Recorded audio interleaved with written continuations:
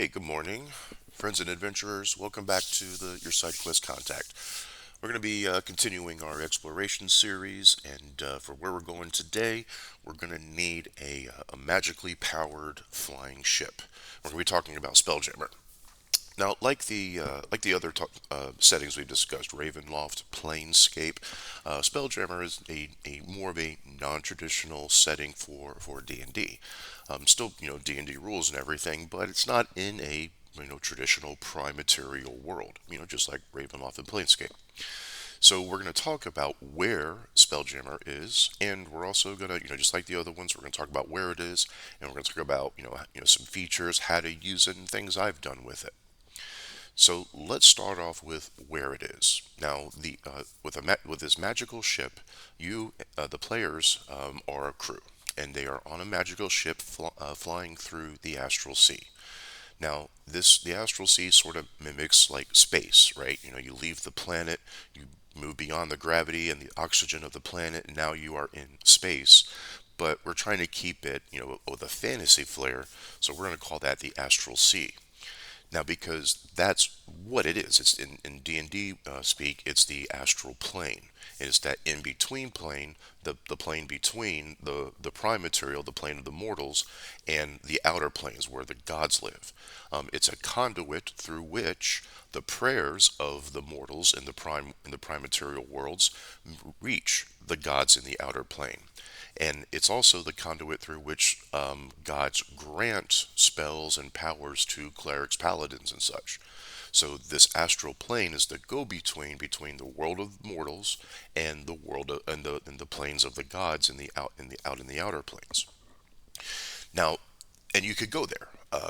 But the weird thing about it is it's not a physical place. It's more of a transitive, more of a mental place. So there's no physical space. It's all mental. When you go into the material astral plane, you're entering a world of thought, a world of a realm of dreams, a realm of thought. And we're going to talk a little bit about that. So let's start off here. Let's see. Okay, yeah, here from the Player's Handbook, what we got. The astral plane is the realm of thought and dream where visitors travel as disembodied souls to reach the planes of the divine and the demonic. It's a great silvery sea. The same above and below, with swirling wisps of white and gray streaking among notes of light resembling distant stars. Okay, and we also got these whirlpools that flicker about. So yeah, it's sort of like outer space, but we're making it fantasy, so it's this astral plane. And we get some more information here in the DM's guide. Yep, thought of dream. Okay, kind of the same stuff. So how do we get to this place? How do we get to this realm of thought and dream? Normally, you have magic, you have spells, astral projection, and plane shift could get you there. I think with astral projection, you're projecting your essence into this realm while your physical body remains behind. And plane shift physically sends you there. Like it transforms your body into thought, into ideas, and sends you into this realm of idea and of thought. And there's going to be a lot of stuff in this realm, this open, empty, infinite realm. Now, I don't want to say empty really, because there's going to be stuff there, right? This is going to be where adventure is happening. There's going to be locations, monsters, astral sea pirates, all kinds of stuff that you can set up. Now, one of the things about the astral plane mentioned earlier is that it's the connection to the outer planes, the heavens, the nine hells, the abyss, all the other planes where, gods, demons, fiends, angels live. Mortals pray to, these beings. These beings, some of them, answer their prayers and grant powers and magic to some of their more devout followers, the clerics and such. And you can find these little entrances to the planes. They're like these two-dimensional discs that radiate, radiate a color, and that's how you tell what plane it goes to. Ruby red's going to take you to the nine hells. A shimmering gold two-dimensional disc out in three-dimensional space, it's going to take you to Mount Celestia or the heavens. So we got the magic ways to get there, the spells, right? So what's spell jamming? Like what's this about? So this is where you actually have a ship that has a magical device on it that can take the ship into this astral plane. And you and your crew and everything on the ship kind of transition into this realm of dream and thought.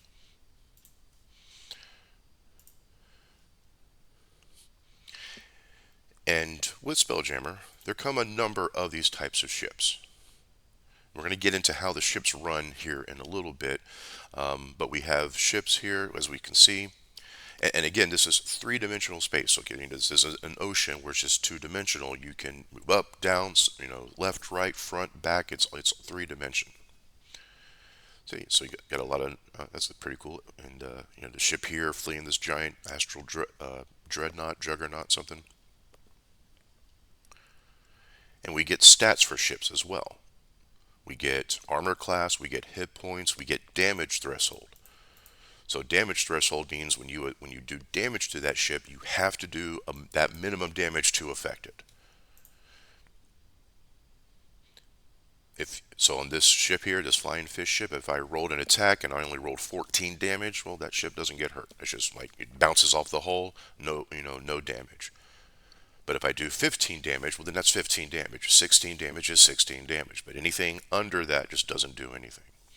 How much you can carry, how many crew you got, the size, hit points, and the weapons. Most of these ships have mounted weapons on them that need to be manned and fired.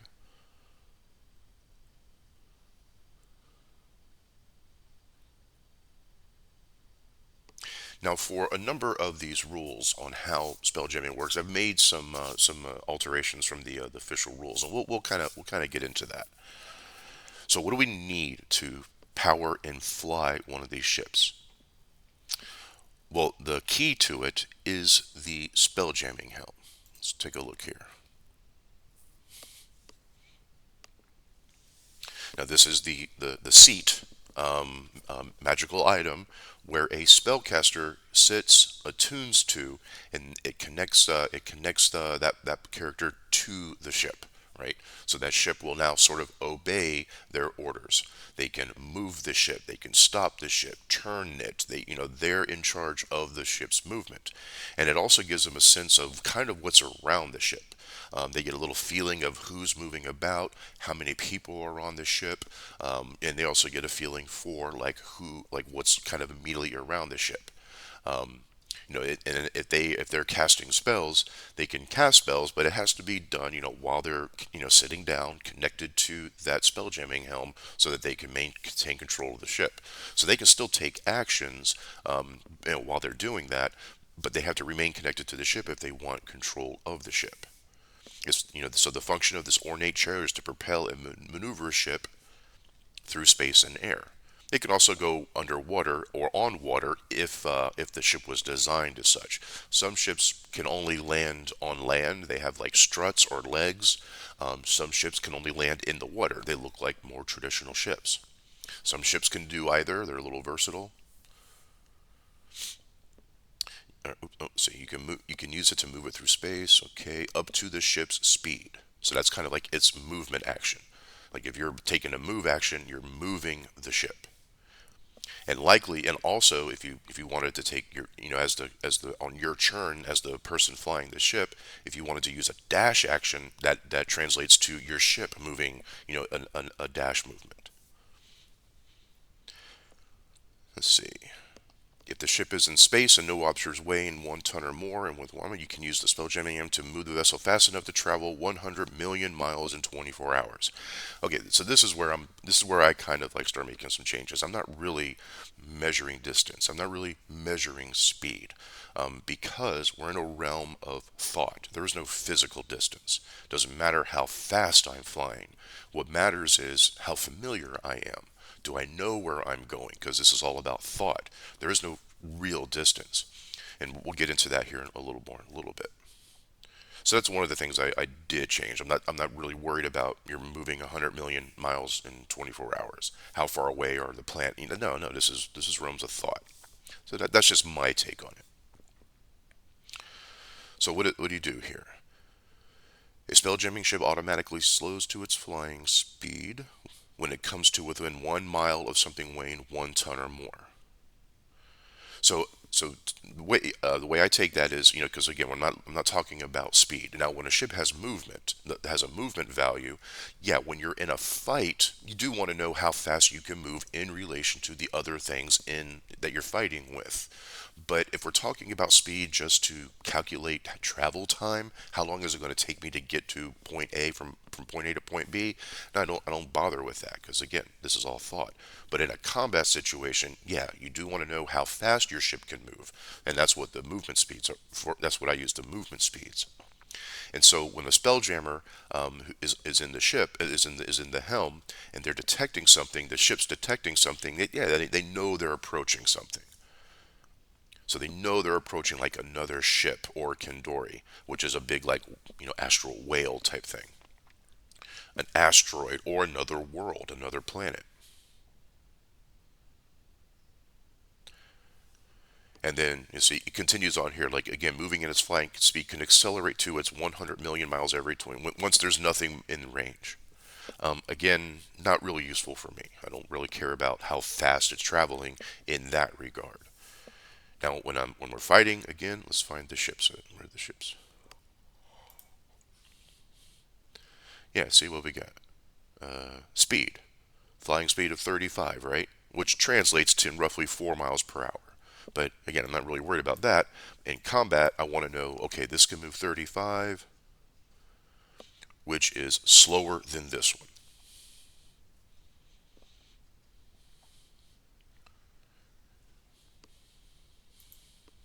Where was I? Oh, let me go back here. How spelljamming works.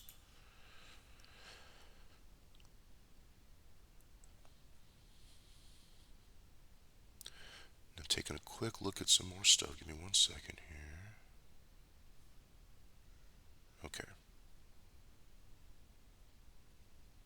Now, depending on the ship, the spelljammer can take actions. Like normally, its action is, he or she, they are sitting in the chair. They are directing the ship's movement. They're using their movement to move the ship. Their action to do stuff, to dash. Um, and if there's another ship approaching, if unless that other ship is actively taking stealth measures, like stealth checks or invisibility or something like that, each ship will be able to detect each other. They're not likely going to surprise each other unless one is purposefully trying to avoid detection. And when you're out in the middle of this astral sea, there's not a lot of ways to do that. You may be able to avoid detection, like if you are in an asteroid field and you're moving your ship about. You can use your stealth roll as to hide behind objects if there are other ships in the area that you're trying to hide behind. So you're kind of the person in the seat is kind of in control of what that ship does, where it moves, how it behaves, and can still take actions if they're able to, from the seat. Now we saw that these ships have weapons. Right, so let's take a look here. This bombard ship here. What we got? No, I'm not good. I don't like that. That's not a good example. Let's use something smaller. Damselfly, because if your players are starting off, you don't want to start them off in a huge battleship, right? Have them something small, something that they can maintain, they can manage at their beginning stages. So let's look at this damselfly ship here. So we got a ballista and a mangonel. We kind of see in the maps where they are. Here's our ballista up in the top deck. I'm sorry, our mangonel. Up here in the forward deck is our ballista. So when you're in a fight, it's good to have someone who has a good ranged attack manning this weapon. Someone who has a good dexterity, and these are martial weapons, so you would want them proficient in martial weaponry. Rangers are great for this. If they got martial weaponry. Fighters with dexterity. And notice here, there is a crew. This ballista requires a crew of 3. The mangonel requires a crew of 4. Now, so what I interpret that to mean is, let's say I'm the player character and I'm on this mangonel. I'm the one who's aiming it, and when it's ready, I'm the one who's going to pull the lever to launch the projectile. That's me as the player. The crew is around, doing the loading, doing the winding. They're doing the work to get it ready for me as the player to fire. And as long as I have four people doing those tasks, those are NPCs usually, crew members, or you can put other players on there. But honestly, that's not a fun thing to be if you're a player in a Spelljammer battle. You don't want to be the person just loading the weapon. You want to be doing stuff. So these crew are likely NPC crew members, and as long as you got four working that with you, you can fire that thing every round. Now, let's say you don't have four. Let's say you have three. Well, now you're slowed down a little.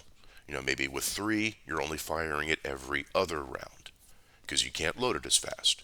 If there's only two people working it, well, maybe it takes you 2 rounds to load it, and then you can fire it.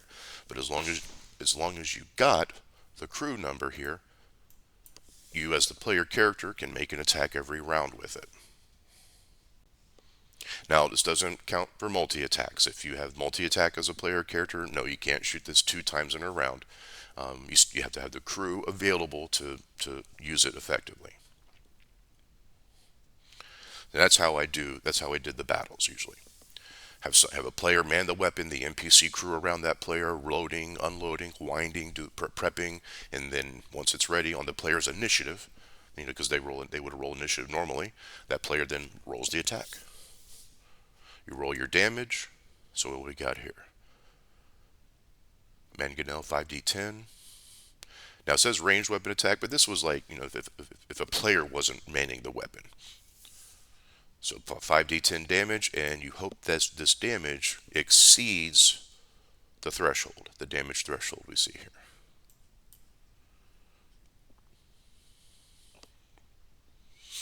So that's kind of how I did. I kind of kept it normal, right? So I would run the battle. The players would be on one ship. It would either be a monster or a ship with NPCs. Players would roll initiative against someone on the ship as normal, and then once it came to someone who's on a weapon, if they can hold their action if they weren't in range until the spelljammer got them in range, and then they could use their action to attack, and they would plan it out like that. All right, where do I want to move the ship? And because the person who's flying the ship can move it, 3 dimensionally, spin it, position it, however they need to. There's no like aerodynamics to worry about. You can just you can like spin the ship around if you wanted to, for your turn.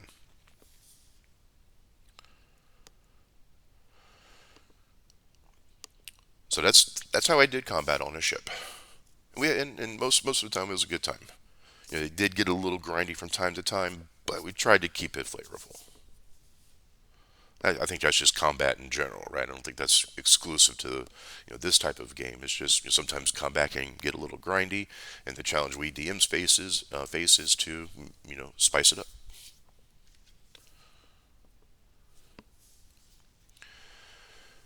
Now, what about life on a ship?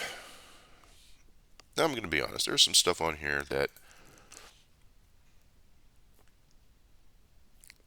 I kind of altered. I adjusted. Gravity, I kept the same. Gravity made sense to me. The ship is a large thing floating in this astral sea.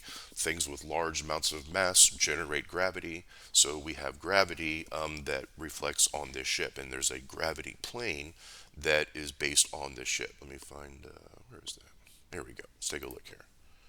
So we're looking at this image here, and if you're the gravity naturally goes down to the center point on the ship. And if you're under the ship, that gravity is kind of pushing you up. Like you can be standing on the underside of the ship and feel like you were standing upright because that's how the gravity's oriented. And no matter how you position the ship, no one's going to fall off because this is how the gravity is works. Now, when you move into another object's gravity plane, then whichever object is larger, has the most hit points, that's the gravity that takes hold. So that's why when a ship descends into a prime world, they're getting close to that world which has its own gravity plane. So now you got to now you could fall off if you tilted the ship. People could fall off because now you're subject to that world's gravity. And sometimes in fighting, that's kind of a tactic. Someone with a big ship, you'll ram the other ship, hoping to mess up their gravity, so all their crew people get disoriented and start falling. And because your gravity takes over if you're the ship with the larger amount of hit points. So gravity works that way, and I like that rule. That works. That makes sense to me. Oxygen and eating and breathing. Let's talk about that a little bit. Let's go to air.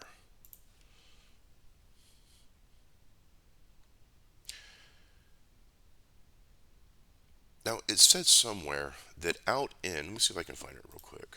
Should have found that earlier. Go back to table of contents. Okay, spell duels, falling, astral plane. Okay, I'm gonna go here.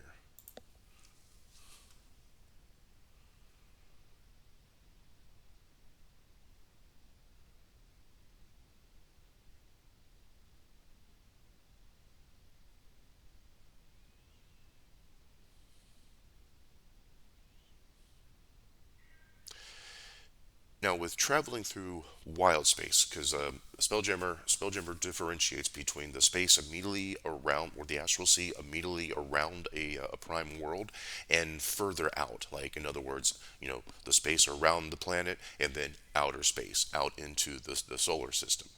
And they call that the wild space. And while you're out in wild space, they apparently don't need to eat or drink. I'm trying to find that. Magic spells, traveling.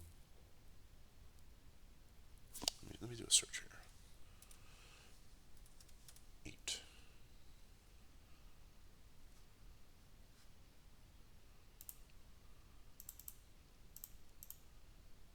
Okay. Drink. Okay, here it is. Because these dominions are part of the Astral Sea, they are timeless, nothing ages here, and creatures can survive there indefinitely without food or drink. Okay, this is out in the astral dominions, dead gods and such. Okay.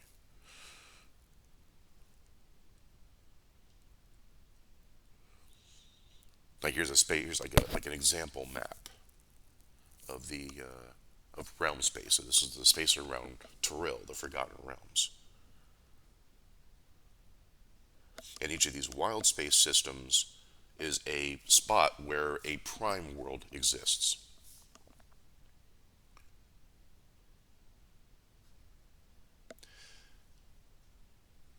Now they do make reference to air and needing to replenish your ship's air supply, air envelopes, and the types of air quality. The air quality around the body of a ship can be fresh, foul, deadly, and can change over quality over time. Fresh air is completely breathable. Under normal circumstances, the air of ships remains fresh for 120 days. If the ship carries, if it carries more creatures, then that number goes down because they're breathing the air. So you need to breathe, but you don't need to eat or drink. So I just did away with the you don't need to eat or drink rule. Your body still, if you need to breathe, that means that your body is still requiring sustenance outside of itself. So if you need to eat and breathe, then you will need to eat and drink as well. And I kind of also blurred the line between the realm space, which is the inner space close to the world, and the wild space. I kind of blurred that line. I just kind of made it all the astral sea.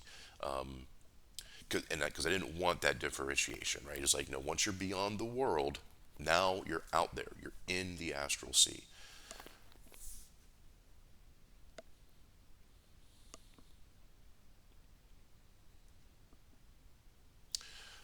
All right. So I think we got a good start here, and we're gonna talk more about this, but we're gonna start wrapping up here.